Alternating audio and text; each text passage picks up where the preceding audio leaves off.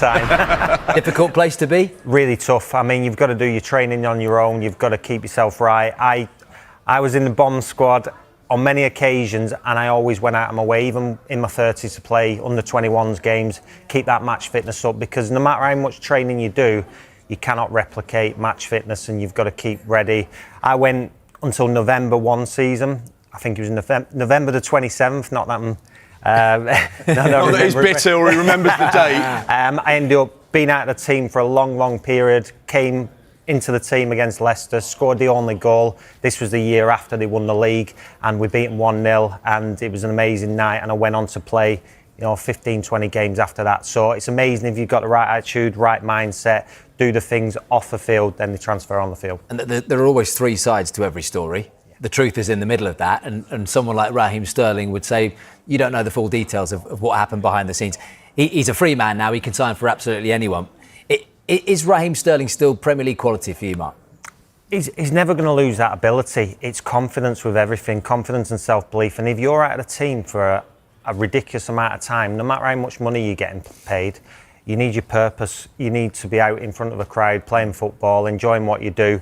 And I think once he gets back playing, he'll reach a really good level. I played against Raheem Sterling when he was at City team, and they were absolutely brilliant. They had De Bruyne, David Silva, Raheem Sterling. They come out to the right wing. I was playing on the left wing, and you were thinking, unbelievable talent, pace, dynamic, and yeah, I think he's got everything, all the ability in the world to get back to where he wants. And because he hasn't played football, competitive football, since the 25th of May, that was in an Arsenal shirt. And also, by the way, some people would say you were given a massive opportunity, Raheem, at Arsenal. 28 appearances, he scored just once. That was against Bolton in the League Cup. How long will that take him to get back to some sort of level where people would be interested in signing him if he's been 8 months? Yeah, it's going to take a little while. It's at the end of the day, you need to be playing football, and when you spend long spells, you need to get that match sharpness back. And but I mean, wages is going to be a bit of an issue. At his age now, he's earned a lot of money. I just want to go play football. I'd want to get a club as soon as possible, get myself back out there, and he's got a point to prove. Yeah, Mark McAdam, I wonder where he ends up, because it was only the last window where Fulham were interested, inverted commas. Gary's just said there, Napoli looks unlikely, even though they've looked at him in the past. But why unlikely now? Because he's not going to be on those massive wages. Maybe they are just playing games. But the question is, would Raheem Sterling? We seem to just say, don't we, all the time, he wants to be in London. Well, we don't know that from the horse's mouth, do we? That he will have options, won't he? He'll have a lot of options. It's just about what's right for him and his family. You mentioned Napoli, and I know Gary said it there, but the sporting director actually said and was quoted as saying, look, there are significant financial expectations with regards to doing a deal for Raheem Sterling. And that's something that maybe takes it away from us and the possibility of Napoli signing him. We know that actually Antonio Conte likes to sign Premier League players, and he's done so quite a bit over the last few years, and they've always proven to do really well in that Napoli side. So you can see that there is a desire to sign someone like him with his experience, particularly like Mark says, he's got that robust physicality, and there are very few leagues like the Premier League in Europe where you have to be so physical. So if he's got that ability to play in those types of environments, then that is a massive plus for someone like Napoli. We know that there'll be interest from some Saudi Arabia. We know that there'll be other sides that are keen to sign someone with his experience and profile as well. There's not many players available on a free transfer. I know the wages will be significant. There's not many players on a free transfer that have got his trophy cabinet. And bringing someone with that winning mentality and understands the pressure of what it's like to play for Liverpool, for Manchester City, for Arsenal, for Chelsea,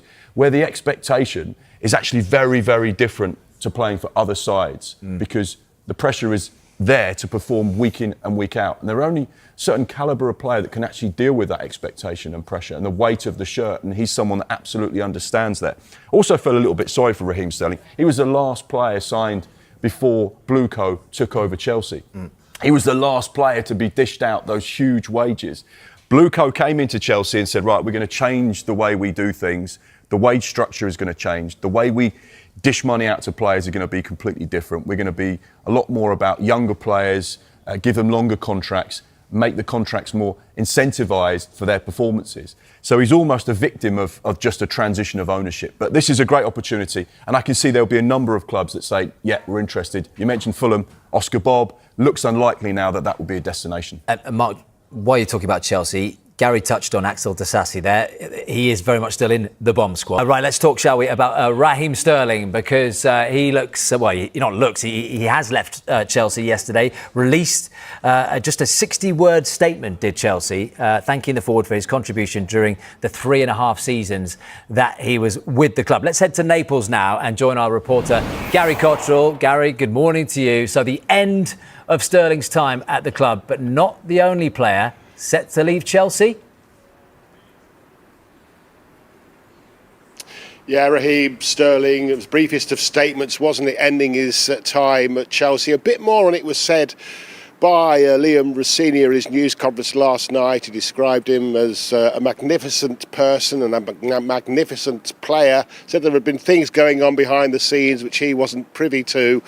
But of course, there will have been an agreement, that mutual agreement that the statement referred to. He could have sat on his contract another year and a half. What is it he on? £325,000 a week. Cost Chelsea 20 million. So there will have been a financial agreement between 0 and 20 million, which both sides agreed on, and Raheem Sterling now looking for a new challenge. And there will be takers, won't there, because of his experience. Okay, he's 31, but he's got all that silverware in his history, and although he's been in that bomb squad and has been training, he hasn't been playing. So because of that, I think some of the takers might take a second look before deciding whether or not to go in for him. Lots been made about him wanting to potentially stay in London or stay in England, and that would be his preference. But we're also aware that if the project was correct, he would consider it. There will be interest, of course, in him from around the world, around Europe, including here in Italy, because we know that Napoli in recent times have been in discussions with Chelsea about the potential of taking him. But the sporting director here was speaking last night, said that deal now doesn't look on. It would be very difficult to do because of the wages that Raheem Sterling is demanding. And as I say, Liam Rossini are also speaking about Raheem Sterling last night and wishing him all the best for the future. To be honest, with Raheem, obviously Raheem is someone who I've come into contact with in our careers. He's a magnificent guy. He's a magnificent player. There are a lot of things going on in the background, positive things that I really had nothing to do with. So I wish Raheem and his family all the very best in his future, and I hope and he has a really, really good rest of his career. So as you alluded to, Axel Disasi, the other member of the bomb squad. The bomb squad is now becoming depleted, isn't it, at Chelsea, because he's back in the fold. He's training with the first team. He's had talks with Liam Rossini. Liam Rossini are impressed with those talks, but obviously he's not up to speed enough after all that time not playing to be involved in any games for Chelsea. And I don't think he will be. I think he's been brought back up to speed, brought into the fold, back in training to try and get him a deal before the deadline. There is interest. We know he spent the second half of last season at Aston Villa. There's been interest in England, in Germany, in France, and here in Italy with Fiorentina, the latest to show an interest in Disasi, because obviously he's still a very good and experienced defender. But Chelsea in the market for another centre-back, so that does seem to suggest that although he's back in the fold, he hasn't got a future at Chelsea. So I think by Monday he will be a player somewhere else other than Chelsea. Mark my words, or given the guests that you've got in the studio today, marks my words. Gary, thank you very much indeed. Mark Pugh, ever been in a bomb squad before? Oh, many a